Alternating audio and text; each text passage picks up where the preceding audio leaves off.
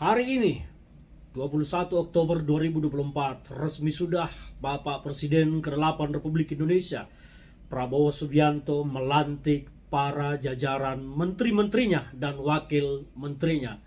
Kita ucapkan selamat kepada para menteri dan wakil menteri yang terpilih. Kita berharap bahwa kabinet yang cukup banyak ini akan mampu membawa Indonesia lebih baik dan mampu menjawab tantangan bangsa ini dan mampu menyelesaikan masalah-masalah bangsa ini dan mampu melaksanakan mewujudkan visi misi Presiden Prabowo Subianto.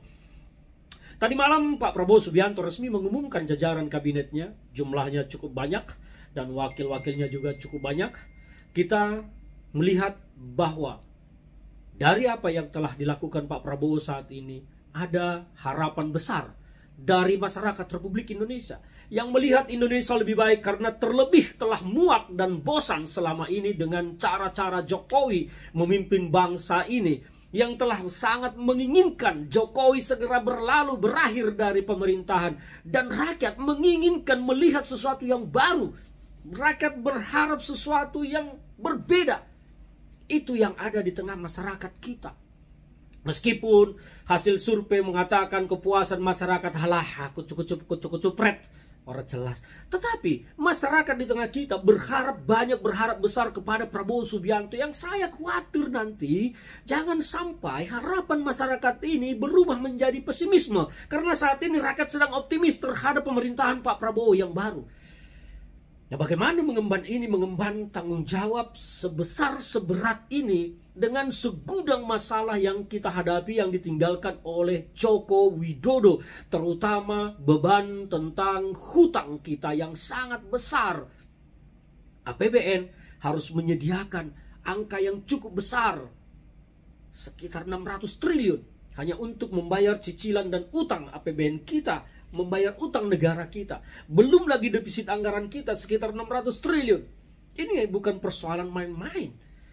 Dan tidak mudah bagi negara untuk mencari pendapatan baru dari sumber-sumber yang harus dilakukan oleh negara. Mengingat BUMN kita pun semuanya bekerjanya lemot, brengsek, rusak.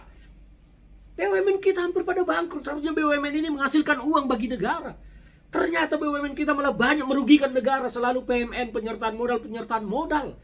Apa kerja para direksi itu? Hanya memperkaya dirinya kah? Tersangkut korupsi, banyak sekali. Dan ini beban negara, bukan main-main. Jadi kita berharap banyak kepada pemerintahan ini ke depan. Saya pribadi melihat harapan yang sangat tinggi dari masyarakat. Saya banyak kemarin berkeliling, bertemu dengan banyak orang, bicara-bicara, ngobrol-ngobrol, terutama dengan masyarakat kecil, tukang gerobak, tukang dorong, pengemis, bahkan pemulung. Saya berbicara dengan mereka, harapan mereka ternyata tinggi sekali. Bagaimana nasib mereka bisa berubah? Karena mereka pun selama ini tidak pernah dapat bansos dari Presiden Jokowi. Yang dapat bansos hanya orang-orang yang diharapkan bisa memberikan suara. Tapi pengemis pemulung di pinggir jalan itu tidak pernah mendapat bansos. Oke lah, ini kita bicara tentang masa depan Indonesia, tentang Prabowo Subianto dan kabinetnya. Kita menaruh harapan besar. Sekali lagi kita menaruh harapan besar kepada kabinet ini. Dan saya berharap bahwa Pak Prabowo Subianto akan segera mengumumkan rencana jangka pendeknya, minimal target kerja 100 hari dari kabinet ini apa. Rakyat ingin melihat masa depan yang lebih baik, bukan melihat bahwa rakyat akan dibebani untuk membiayai pemerintahan ini. Rakyat tidak ingin dibebani untuk membiayai segala operasional, gaji, tunjangan para pejabat negara. Rakyat ingin melihat bahwa pemerintah bekerja untuk melayani masyarakatnya. Itu yang dirindukan oleh masyarakat. Jadi kalau hanya pejabat yang bermewah-mewah sementara rakyatnya menderita, betapa berdosanya kalian para pemimpin bangsa ini. Rakyat ingin melihat dan mendapatkan sesuatu yang baru dari pemerintahan Pak Prabowo. Ini adalah pesan bagi Pak Prabowo Subianto dan kepada jajarannya.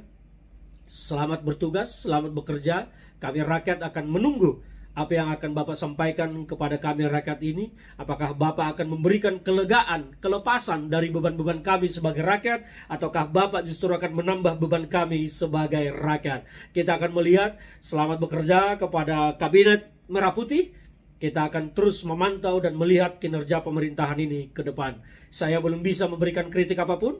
Saya sekarang hanya bisa mendoakan karena hari ini kabinet ini baru dilantik. Dan saya mendoakan semua menteri, semua wakil menteri, presiden, semua bekerja untuk bangsa. Ya, jangan tanya kenapa Wapres tidak disebut. Saya memang tidak mau menyebut Wapres.